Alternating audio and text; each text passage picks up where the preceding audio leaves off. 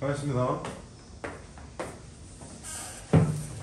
앞부분 줄거리 보겠습니다. 앞부분 줄거리를 무조건 봐야 된다라고 했죠. 왜냐면 산문, 소설과 그 시나리오에 나오는 앞부분의 줄거리는 전반적인 내용의 단서를 잡는 데 굉장히 효과적이기 때문에 무조건 보셔야 돼요. 하겠습니다. 앞부분의 줄거리. 아버지 동그라미 쳐보시면요. 여기서 말하는 아버지가 바로 서광삼이 되겠죠. 여기서 말하는 아버지가 바로 서광삼. 아까 등장인물 정리해드렸잖아요. 아버지가 빗줄 세 번째 국회의원 출마. 아버지가 국회의원에 출마하겠다라고 말하는 건 처음이 아니네요. 근데 뒤에 보세요. 를 위해 다시 동그라미 채식. 그럼 서광삼이라고 하는 아버지가 하는 채식 행위는 선거를 출마하기 위한 준비 과정이다. 선거를 출마하기 위한 아버지의 의지적인 표현이다. 출마행위 과정이다라고 말하는 건 특이점 없겠죠. 가족들 동그라미 쳐보세요. 서광삼의 가족. 국회의원을 출마할 때마다 채식을 하는 아버지를 빗줄 이해하지 못한다. 즉 서광삼을 바라보는 가족들은요 이해를 하지 못한답니다.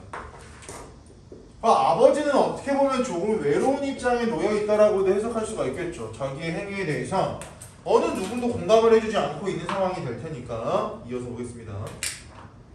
부친 앞에 가로 한번 열어보세요. 아버지가 되겠죠.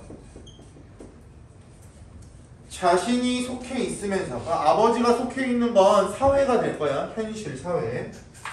그렇게나 미워하던 한 세계가 머지않아 붕괴하리라는 희미한 예감의 공포 앞에 오로지 떨고 있었던 것이다. 가로다 보시면 즉 부친으로 나오는 이 작품의 아버지 또는 서광삼이라고 하는 사람은 자기가 속해 있는 세계 같은 말 현실에 대해서 무너질 거야 라고 생각한다라고 하는 것을 문제의식을 가지고 있었다라고 해석할 수가 있겠죠.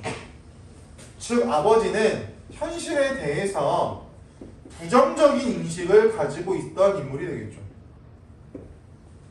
그렇기 때문에 아버지가 선거를 출마하려는 것이 아닐까라고 하는 뉘앙스의 얘기가 나올 겁니다.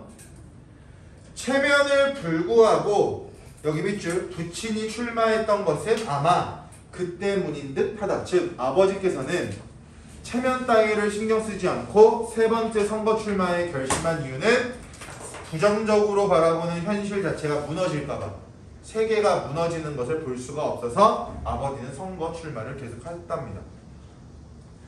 그 멸망이 상말로 시계 무엇처럼 점차 느려져서 7번이고 8번이고 재출마해야 하는 그런 기우가 설마 부친에게 눈꼽만큼이나 있었다고 가정한다고 하더라고요.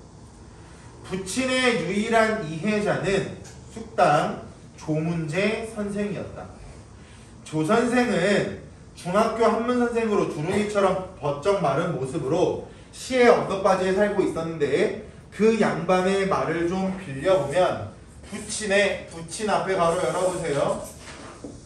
부친의 출마, 망발은 단지 젊었을 때 글깨나 좀 읽었다는 탓일 따름이고 모든 난점, 즉 어려운 지점은 흐르는 세월이 심판해 준다는 것이다. 그러다 보시면 즉 아버지의 출마에 대해서 주변 시선은 우호적이지 않았습니다.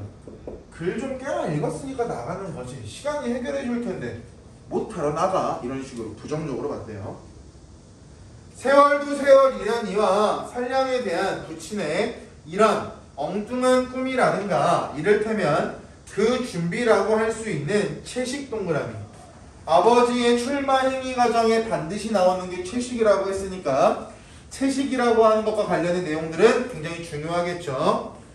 기묘한 방법은 지금 곰곰 생각해보니 훨씬 거슬러 올라가서 구약 다니엘 서에서부터 그 연유가 비롯한 성식다. 즉 이 작품의 서술자는요 아버지가 채식하는 이유를 성경에서 찾고 있습니다.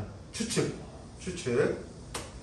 채식에 관한 것뿐 아니라 흉흉한 난세의 여러 조짐에 대해 그 책은 괴상한 꿈 얘기라든가 기괴한 짐승들을 무수히 등장시켜 공갈을 치고 있는데 그 이는 철이요 발톱은 노시며 먹고 부스러뜨리고 나머지는 발로 밟았으며 라는 끔찍한 구절까지 있는 것이다. 학대받는 어느 민족의 이중삼중의 서러움의 메시지이다. 하지만 부친이 정말 다니엘서를 독파했는지는 장담할 수가 없다. 부친은 앞에 가로 한번 열어보실게요.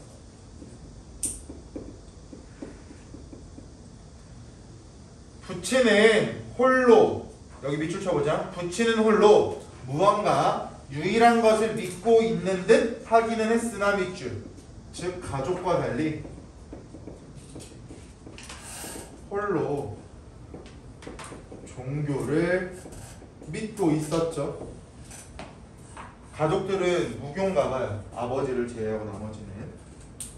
외할머니나 모친에 대한 어쩔 수 없는 반발 때문에 평생 절이나 교회 문턱을 피했고 어쩌다 집안의 종교적 물건, 이를테면 부적이라든가 찬송, 성경책이라든가 지등 따위가 보이기라도 하면 불이 나게 그것을 어디엔가 감추어 버리곤 했으므로 설마 당신이 방에 몰래 숨어서 다니엘을 읽어 치웠으리라고 상상이 되지 않는다. 걸어다 보시면, 즉 아버지와 가족들은요 종교적인 갈등을 빚고 있었대요. 가족들은 전부 다 종교가 없는데 아버지만 종교가 있는 상황이라면 당연히 가족들은 아버지를 이해하지 못할 거고 그로 인해서 갈등이 생길 수밖에 없었겠죠.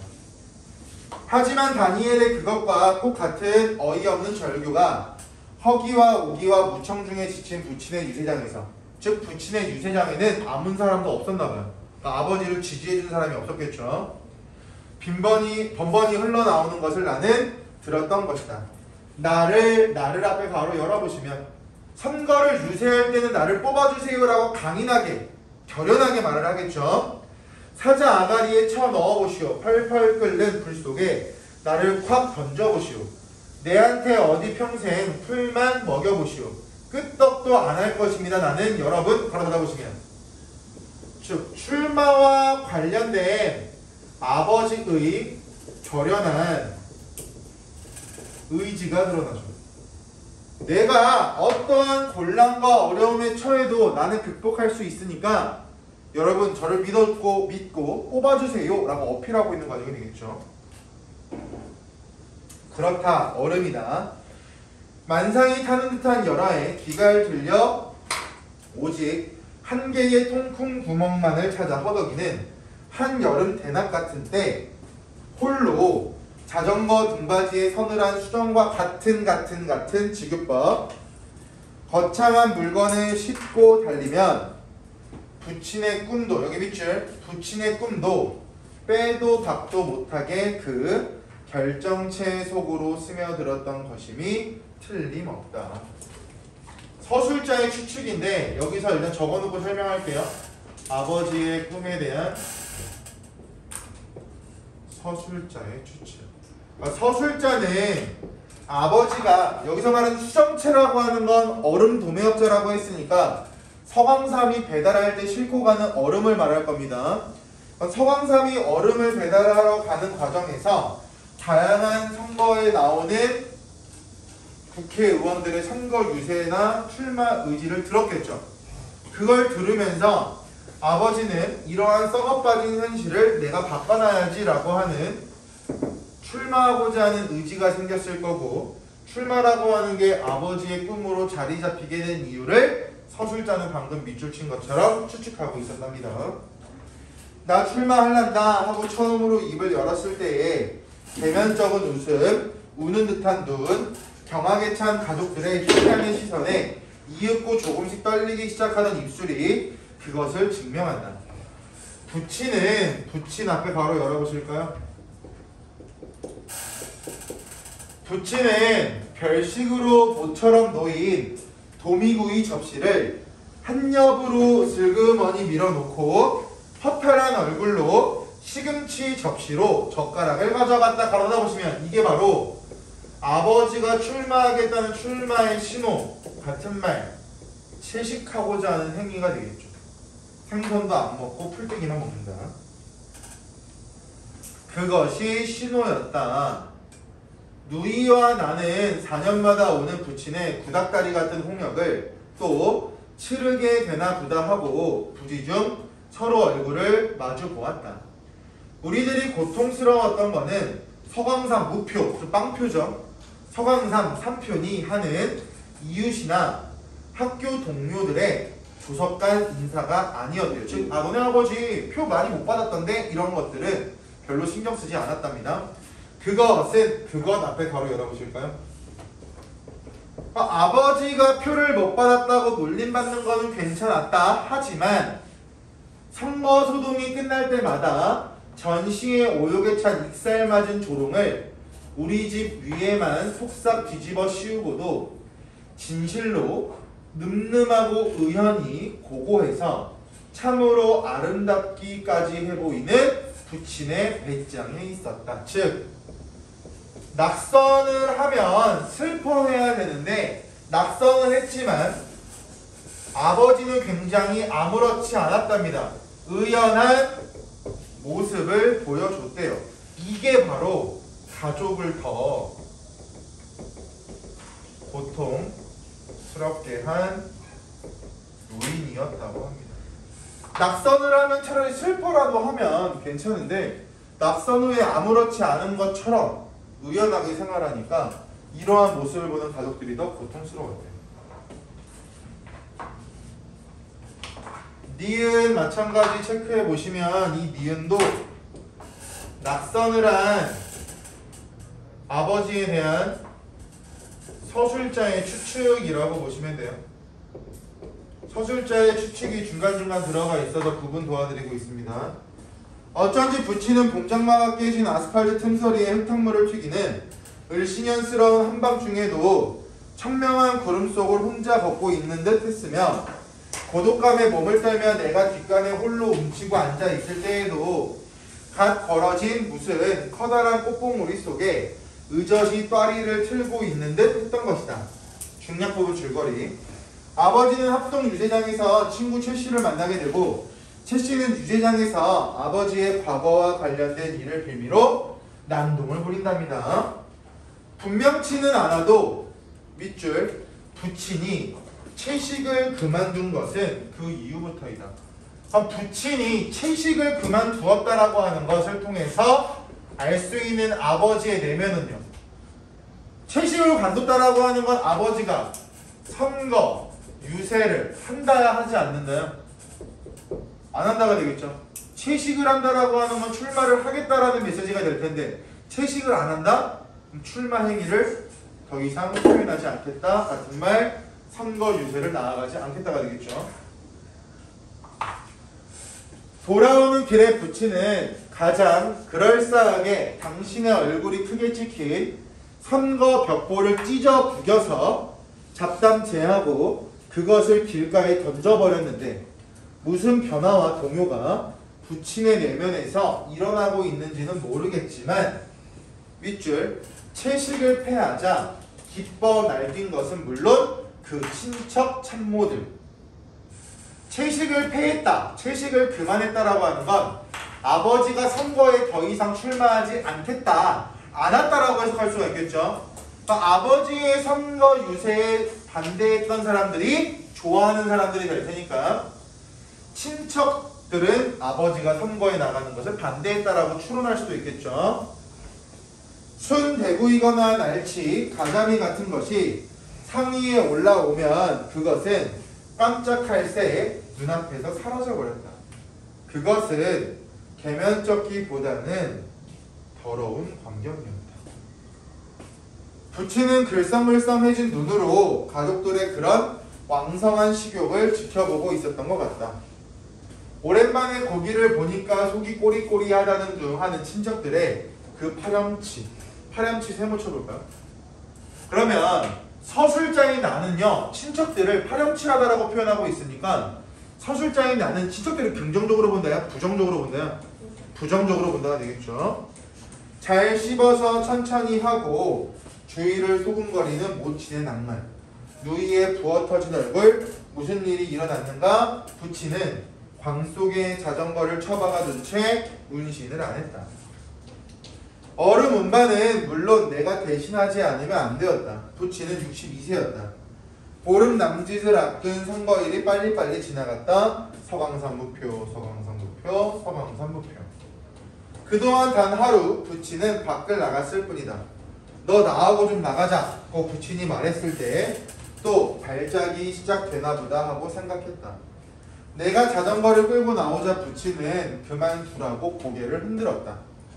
우리들이 터벅터벅 걸어서 찾아간 곳은 시가에서도 훨씬 떨어진 변두리 언덕 뒤에 숨듯이 하고 댕그만이 서있던 세모 도살장. 도살장이 부정적인 공간이라고 하는 건 아까 앞에서 적어드렸으니까 추가로 적을 필요는 없을 것 같고 2번 도살장을 누가 갔냐면 아버지가 갔습니다. 아버지가 출마 지지를 얻기 위해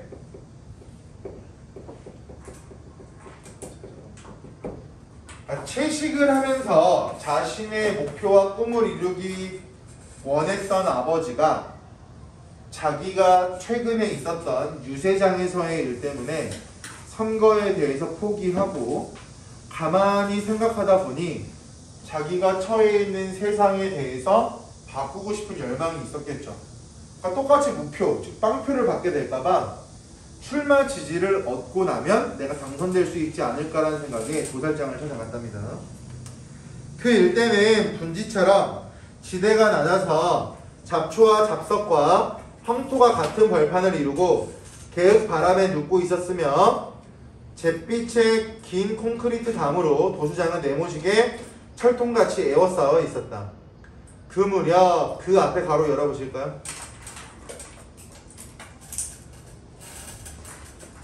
여기는 뭐가 나올 거냐면 아버지의 심리를 알지 못하는 나의 심리 상태가 나올 겁니다. 아버지의 심리를 알지 못하는 나의 심리 상태. 그 무렵 부친의 심경에 도사리고 있던 민족과 시국에 대한 비전이 겨우 이 정도의 황량한 풍경이었다고는 믿어지지 않는다. 밖으로 보이는 것이라곤 올빼미 눈 같은 동그란 2개 창문 외에는 감기 든 코처럼 사방이 막힌 도수장 건물에서 부친은 도대체 무엇을 끌어내려고 했던 것일까? 받아보시면 어떻게 보면 1인칭 관찰자 시점의 한계라고도 볼 수 있겠죠. 내가 주인공을 바라보고 있고 내가 내 이야기를 하는 단계가 아니기 때문에 당연히 모든 등장인물의 심리를 알기는 어려울 거고요. 서강산 기호 3번의 플래카드 광목을 품에서 꺼내더니 부친은 그것을 어깨로 두르고 건물로 다가갔다. 부친은 문을 두들겼다. 정문에 빗장이 빠지는 소리가 들리고 사람의 얼굴이 나타났다. 주인을 찾는다고 부친이 말했다. 내가 그 사람이라고, 내가 주인이라고 그가 말했다. 부친은 절을 하고 무어라고 말을 하기 시작했다. 밑줄 열변을 토하는 부친 앞에서 쾅 하고 철문은 닫혀버렸다. 지지, 획득, 실패했죠. 도수장 주인은 아버지의 말을 다 듣기도 전에 문을 닫았으니까.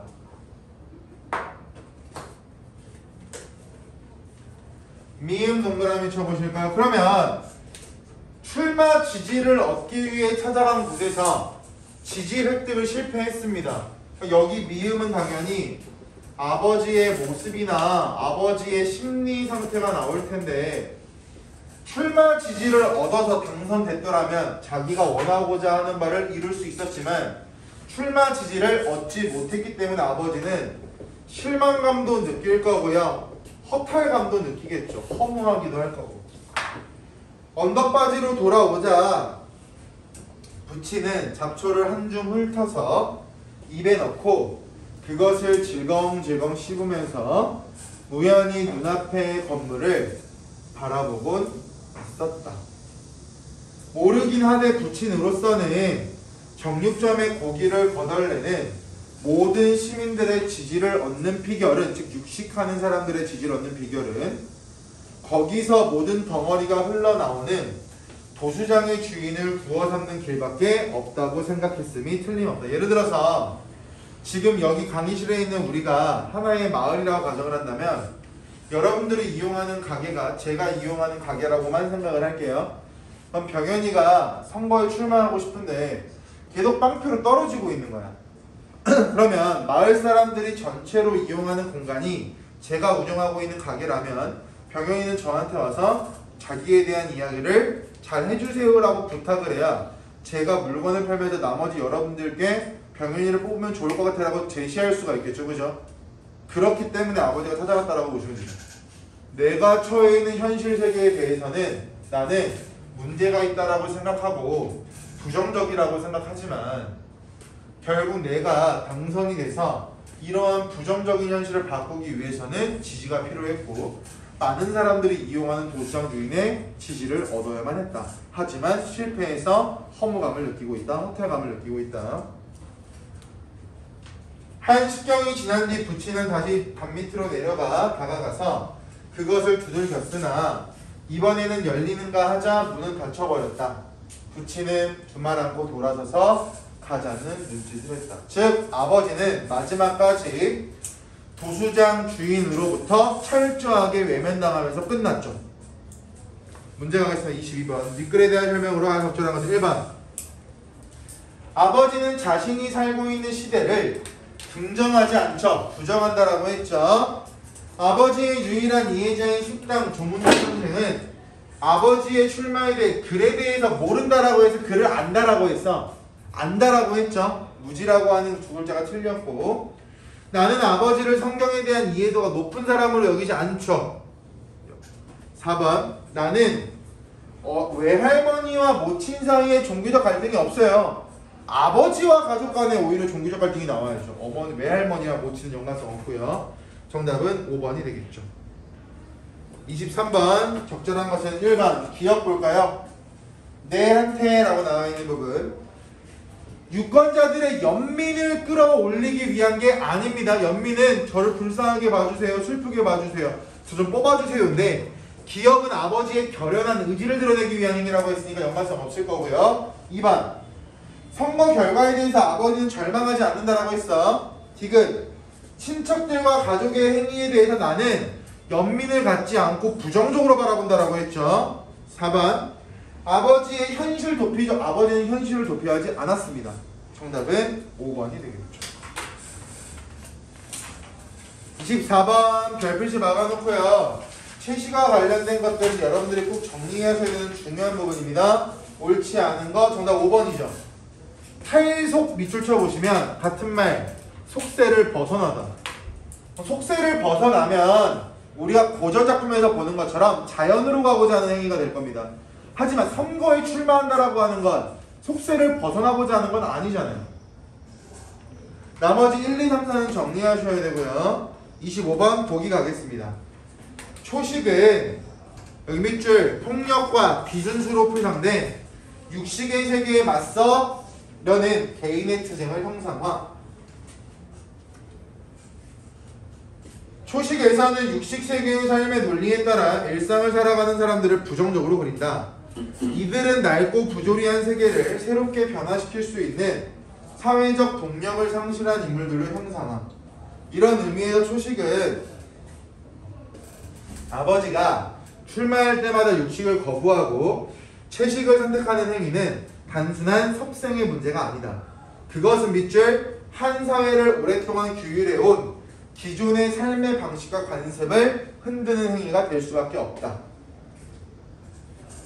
흥미로운 점은 육식의 세계에 대한 맞섬의 한 방식으로 채택한 개인의 특정 행위가 종종 조롱의 대상이 되기도 한다는 것이다. 1번 아버지가 도미구이를 슬그머니 밀어놓고 시금치 접시로 젓가락을 가져가는 것에서 밑줄 기존의 삶의 방식을 바꿔보려는 각오. 맞죠? 그거 아까 밑줄 친 거에서 화살표 연결해놔. 한 사회를 오랫동안 규율해온 기존의 삶의 방식과 관습을 흔드는 행위 있죠. 그거랑 같이 화살표 연결해 놓으시면 돼요. 2번 이웃이나 학교 동료들이 아버지의 선거 결과를 조롱하고 있는 것에서 세계와 맞서려는 개인의 특정 행위가 조롱의 대상이 될 수도 있겠죠. 하지만 가족들이 실패한 건 이게 아니라 아버지의 의연한 태도였고요. 3번 채식을 중단하자 친척 참모들이 순대구이거나 날치, 가자미 같은 것들을 왕성하게 즐기는 것에서 육식의 세계의 삶의 논리에서 여전히 벗어나지 못한 사람들의 일상 맞죠? 4번 도주장 주인이 열변을 토하는 부친을 외면한 것에서 세계 변화를 부정하니까 도주장 주인이 문을 닫았겠죠. 아버지 입장에 공감했다면 세계 변화에 공감하는 게 될 거고요. 정답 5번이죠. 아버지가 자신의 신념을 접기 위해 간 건 아니야. 단순하게 지지가 필요했던 것 뿐이죠. 정답 5번. 타이머 몇 시야? 3분?